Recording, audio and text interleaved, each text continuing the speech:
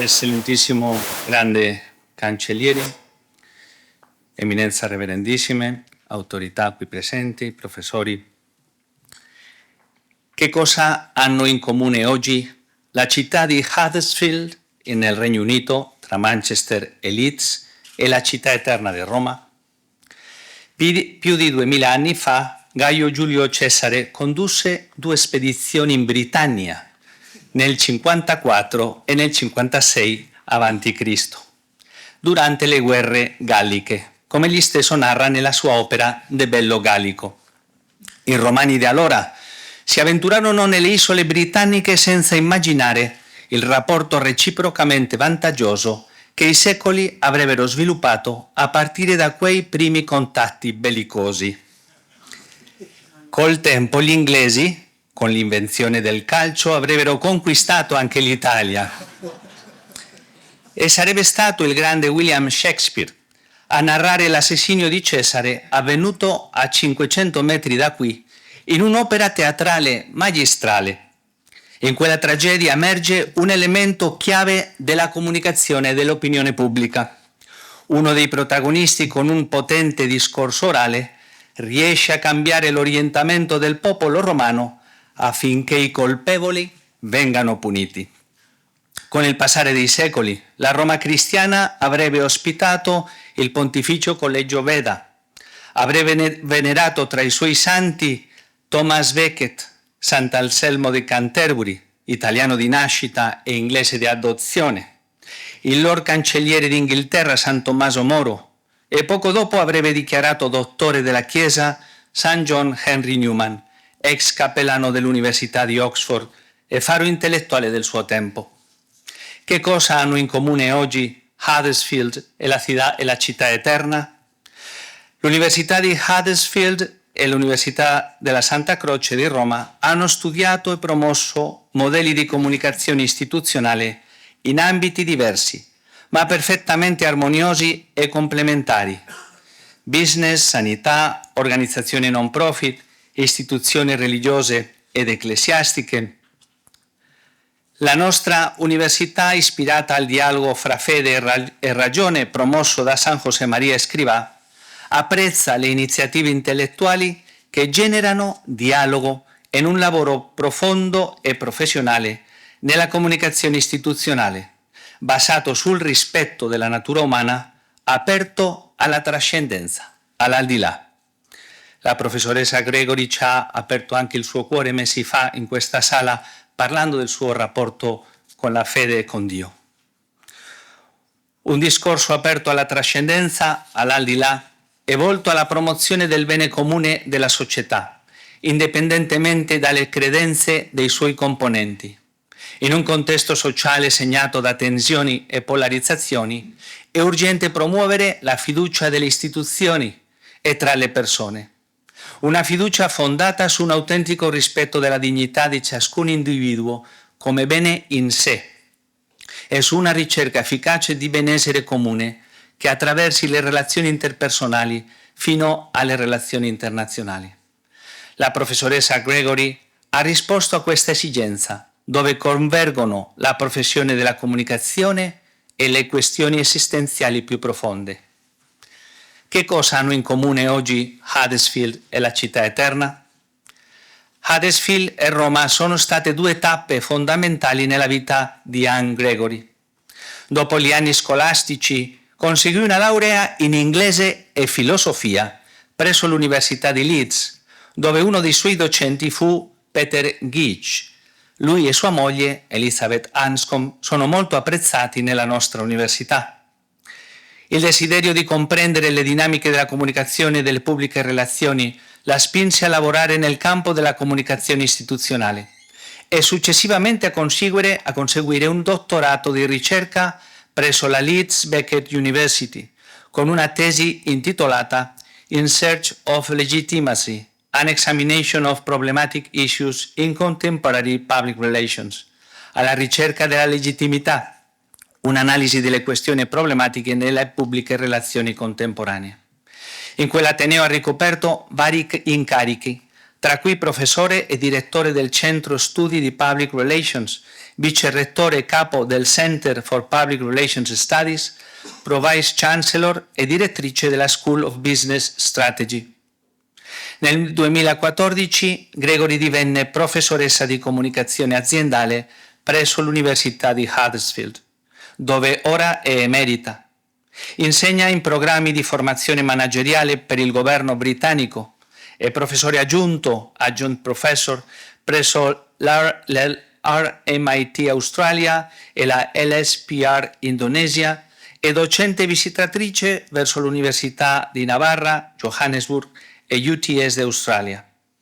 Non è possibile dedicare spazio a tutte le sue cariche, tra cui quella di membro del Consiglio di amministrazione del Chartered Institute of Public Relations, né elencare le sue circa 150 pubblicazioni, articoli, studi, presentazioni, capitoli in opere collettive e il libro Strategic Participatory Communication and Development Engagement and Empowerment del 2025. Nei riconoscimenti quali Fellow della Higher Education Academy e della Royal Society of Arts, ma basti dire che la portata e l'impatto del suo operato parlano da soli. Negli ultimi 50 anni la comunicazione istituzionale è profondamente cambiata. Catlib e Center in Effective Public Relations nel lontano 1983 hanno studiato l'ascesa delle relazioni pubbliche dal secondo dopoguerra agli anni 60, utilizzando lo sviluppo dei media come quadro di riferimento. Hanno definito il periodo successivo era dell'informazione globale, in cui le relazioni pubbliche iniziano a concentrarsi sulla gestione dei dati tramite i primi computer emergenti. L'esplosione dei media dal 1990 al 2025 ha portato a una pericolosa sovraesposizione tecnologica, denunciata da Hyde in the Anxious Generation, e alla proliferazione di fake news e comunicazioni superficiali, ma ha anche creato opportunità per la comunicazione istituzionale, poiché cresce il desiderio di umanizzare il contesto mediatico e di ripristinare la fiducia sociale. La sociologa Margaret Archer ha studiato l'interazione fra struttura e agente nella società e ha sostenuto che nei casi di cambiamento macroscopico questo influisce sulle persone, trasformando 4 parti o livelli dell'ordine sociale: il sistemico, l'istituzionale, l'insieme dei ruoli e il posizionale, le opportunità di vita dei vari settori della popolazione. In quest'ottica riteniamo che l'opera di Anne Gregory abbia promosso fiducia e rispetto per le persone e abbia generato cambiamenti sociali macroscopici positivi con influenza attuale e futura. Basta pensare il suo lavoro per il National Health Service, il Servizio Nazionale di Salute britannico, che esprime questo concetto di servizio, che ha seguito tutta la sua carriera universitaria. Nella tragedia citata, Shakespeare orienta la comunicazione con il popolo romano intorno a una frase che va ripetuta. Seguendo quel modello, noi abbiamo ripetuto una domanda di fronte a questo illustre pubblico. Che cosa hanno in comune oggi Huddersfield e la città eterna? La risposta: il dottorato honoris causa conferito alla professora Anne Gregory per il suo contributo nel campo scientifico della comunicazione istituzionale e delle relazioni pubbliche e per lo sviluppo di un modello di leadership etica e rinnovatrice, con particolare attenzione al ruolo strategico della comunicazione nel buon governo delle istituzioni pubbliche e delle imprese. Grazie.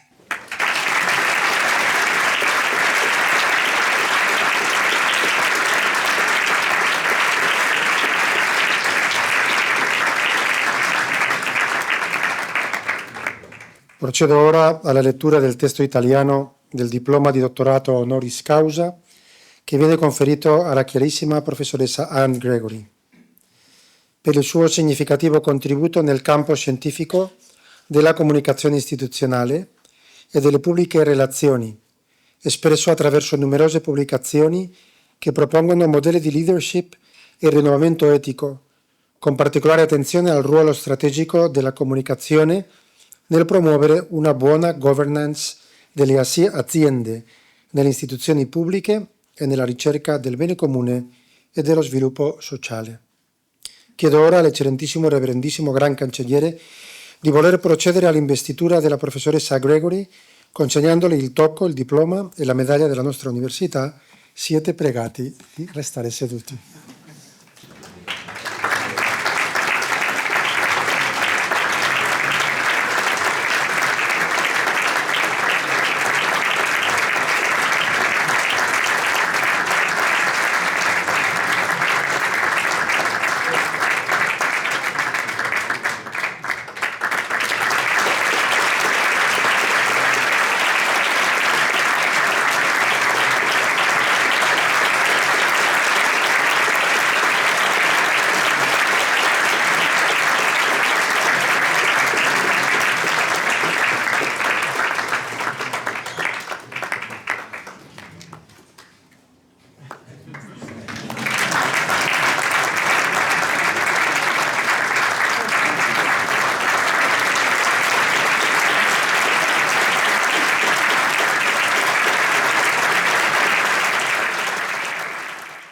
Eccellentissimo Gran Cancelliere,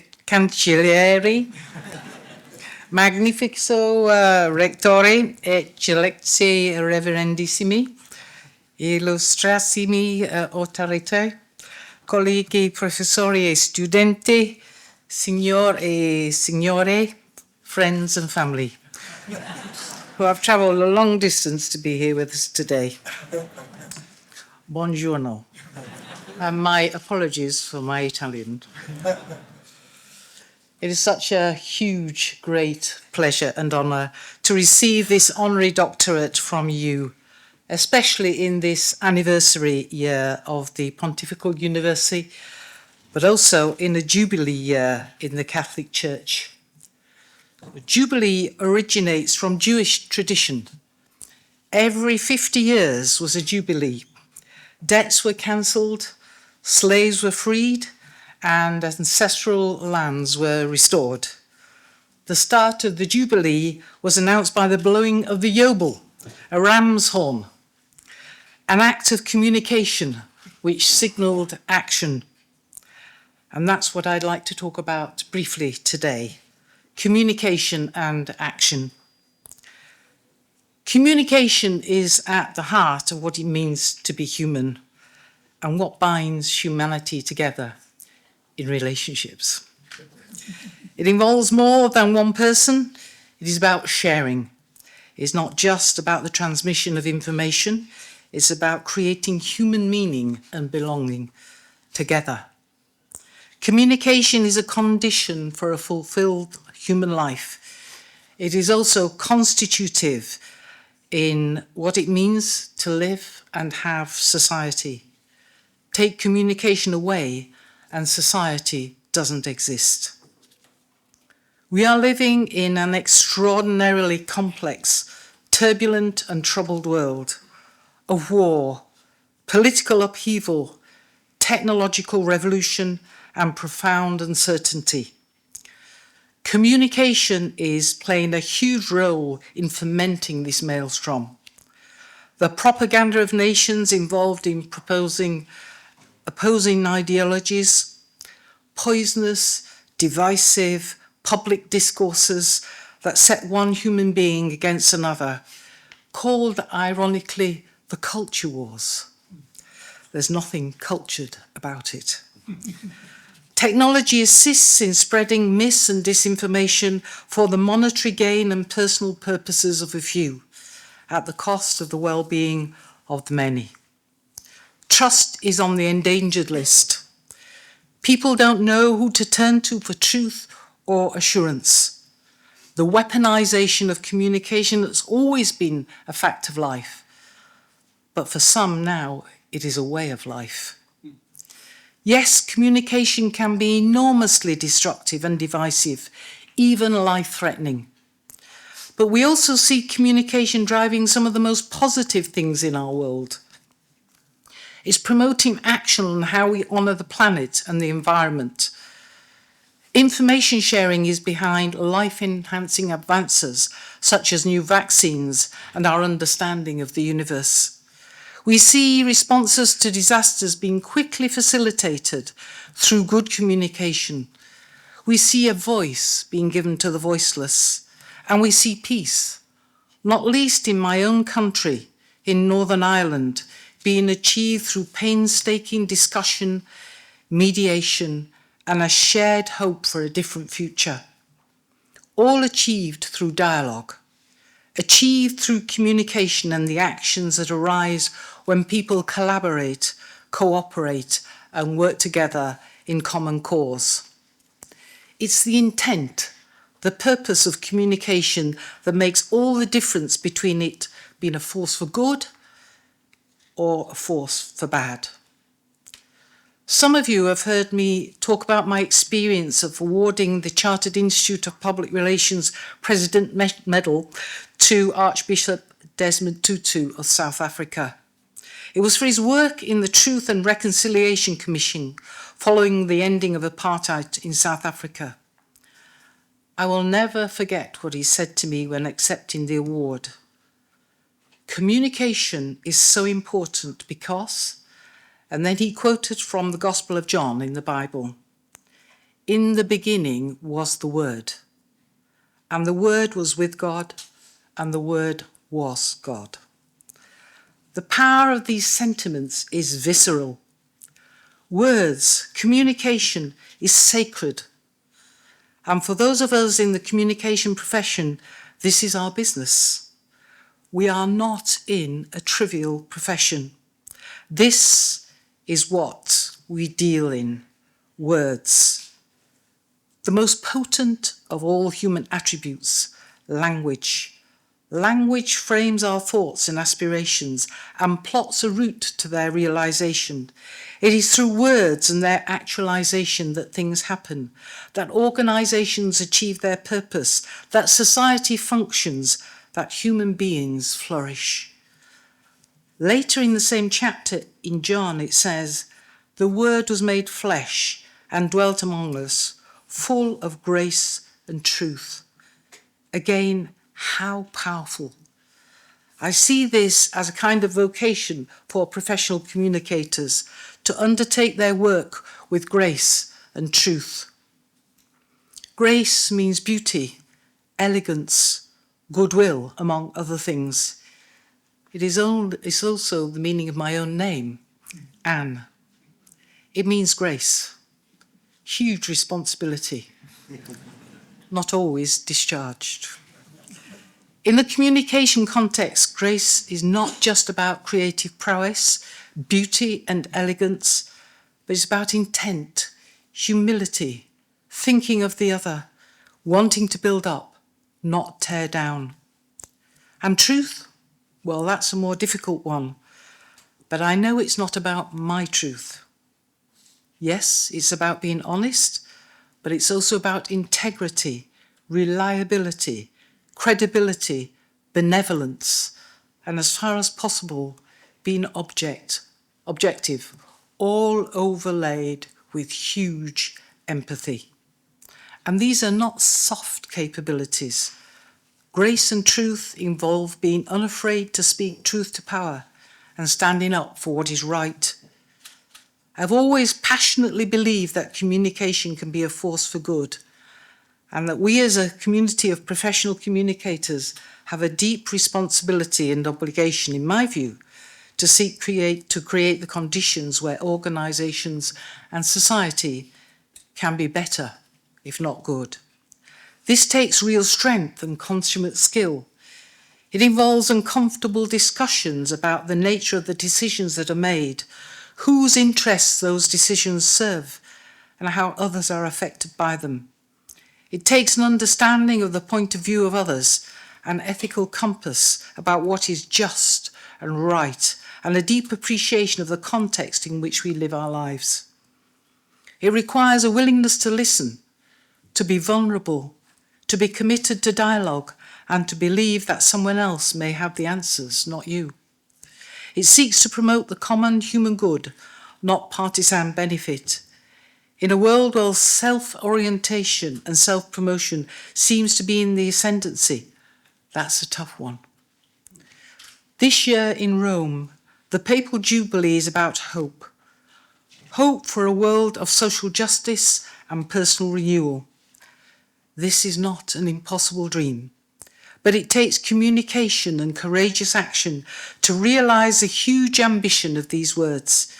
It takes people committed to communicating grace and truth for it to happen. And we can make it happen.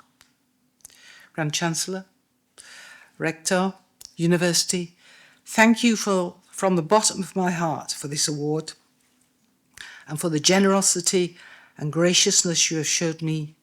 Grazie mille.